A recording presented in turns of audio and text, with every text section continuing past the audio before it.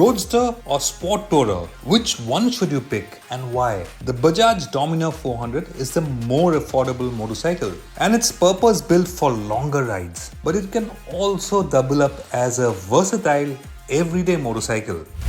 The Royal Enfield Guerrilla 450 is more expensive. But if you intend to spend more time within the city, does it make for a better choice? Those questions and more we'll try to answer in this comparison.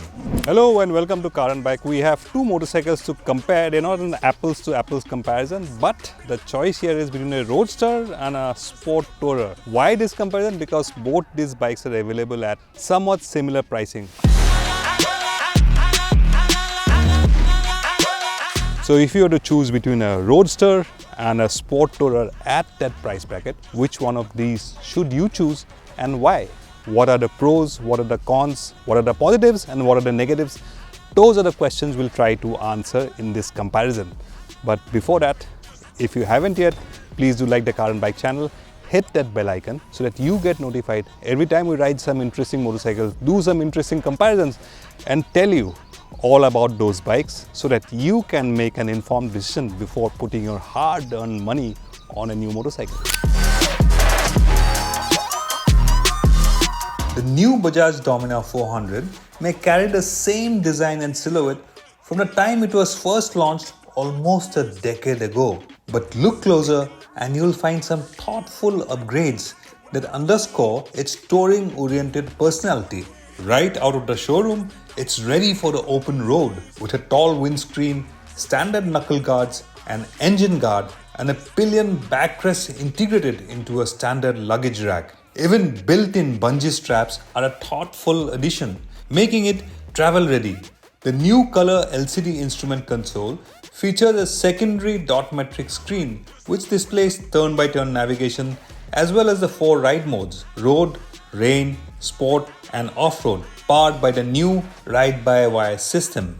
Now if you look at the design and overall street presence of the bike, it is definitely and obviously the Dominar, which looks like a bigger bike. It doesn't look like a sub 400cc class motorcycle. With all those accessories, it looks standard accessories that too. It looks like a bigger, bulkier motorcycle than the Guerrilla 450, which is a petite sort of roadster, sportier roadster. In my opinion, Dominar 400 has become a little stale in the tooth now, a little long in the tooth now because you see them everywhere. The Guerrilla 450 on the other hand still looks fresh and newer. And I like the sportier, sharper look of the Guerrilla 450 more than the bigger, bulkier look of the Dominar 400. But you let us know which one of these two you like and why. The Guerrilla 450 has a completely different stance, sporty, aggressive and bold. While it shares its platform with the Himalayan 450, it manages to carve its own identity as a true roadster. Smaller 17-inch alloy wheels, a steeper steering rake, shorter wheelbase, lower seat height and less weight. It's built for agility. Whether you're comparing it to its adventure sibling or in this case, the Dominar, this one's made to move. The Guerrilla 450 of course is the lighter bike. It's got about 185 kg curb weight, so it's a lighter bike, easier to handle. Lower seat height also, so riders of different height can straddle it more comfortably than the Dominar 400. And you also have enough room in the seat to move up and down if you're going on a twisty road. And now let's take a look at what the Dominar feels like to straddle and what are the ergonomics like. Obviously this is the longer, bigger bike and it's also heavier, so if you want to put it out of the stand, move it up and down, it's a full 8 kg heavier. This is a 193 kg curb weight motorcycle. So the size, the weight is immediately apparent. Now the riding position of the Dominar 400 is of course comfortable and you get wind protection here. So longer rides, I think this one will be more comfortable than the Guerrilla 450 because you have wind protection. You can sit on the highway for longer hours in the Dominar 400. Having said that, the seat here may look like it's a comfortable seat, yes, but there's not enough place to move around.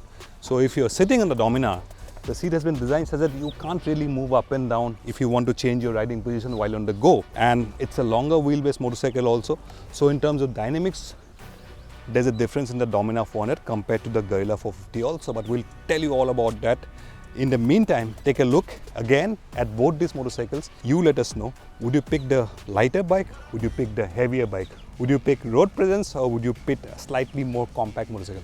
What is your choice? Let us know in the comments.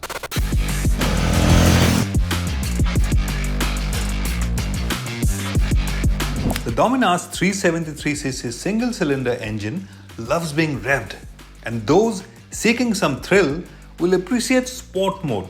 In road mode, the engine feels somewhat docile and muted in performance, and rain mode will further dial down power delivery. For riders who crave performance and crisp throttle response, sport mode is the way to go. But to really unlock its potential, you'll need to work the gearbox. The power band only comes alive above 5000 RPM. Yes, there are some vibrations at higher revs, but a Dominar can sit comfortably at triple-digit speeds all day long. The Guerrilla may share its DNA with the Himalayan, but comes with longer gearing, a tweak to handle the fatter 160 section rear tire. But thanks to its lighter weight, it feels lively, quick to pick up speed and eager to respond. The bigger engine with more torque makes the Guerrilla 450 feel more alive and eager compared to the Dominar. Take both bikes through a twisty section and the differences become clear. The Dominar, with its heavier build and longer wheelbase, feels a bit lazy to steer. It's stable, yes, but not exactly razor sharp. If you're after quick changes in direction and playful handling, the Guerrilla is the more agile companion.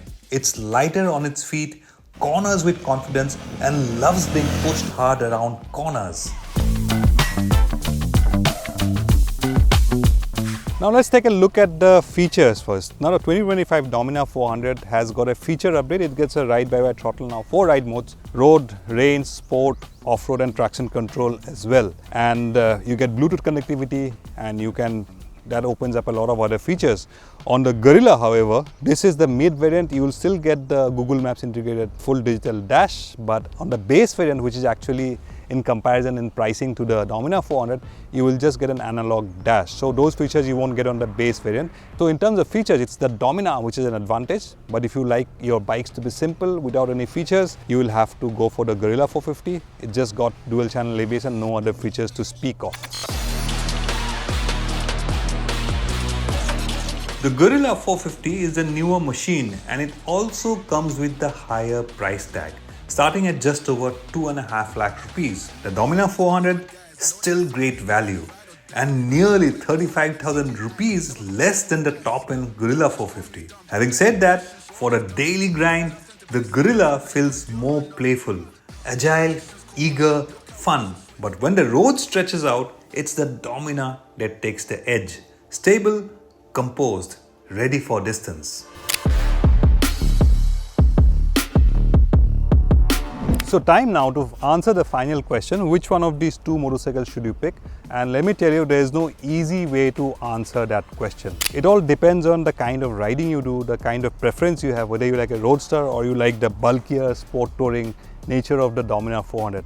Those are considerations that you need to keep in mind before making a choice between these two motorcycles. So if your primary use is going to be long distance touring, then the comfort and the ergonomics that the Dominar 400 offers, and with those features, cannot be ignored. So you need to look into that also, what kind of riding you will be doing primarily. But if you want primarily to use on the street in the city, the Guerrilla 450 is the more entertaining motorcycle to ride for sure. It's lighter, it's easier to handle, it's more flickable, it's more fun, so to speak. So if most of the time you'll be riding in the city or in the suburbs, not really long distance riding, then the Guerrilla 450 makes a compelling case which you cannot ignore. But there's a catch here as well. If budget is still a constraint, then you also have the Bajaj Pulsar NS 400Z, which is at least 40,000-50,000 rupees less expensive than both these motorcycles. The NS 400Z also gets ride modes, it gets a quick shifter, it gets better brakes than even the Dominar 400. So that has a compelling case as well. If you haven't watched our review of the NS 400Z, please do watch it. And if you've liked this comparison and someone like you or any of your friends are sitting on the fence about that 2.5 lakh price bracket between a sport tourer and a Roadster, please do consider sharing this and do let us know your thoughts about this comparison as well. Thank you for watching.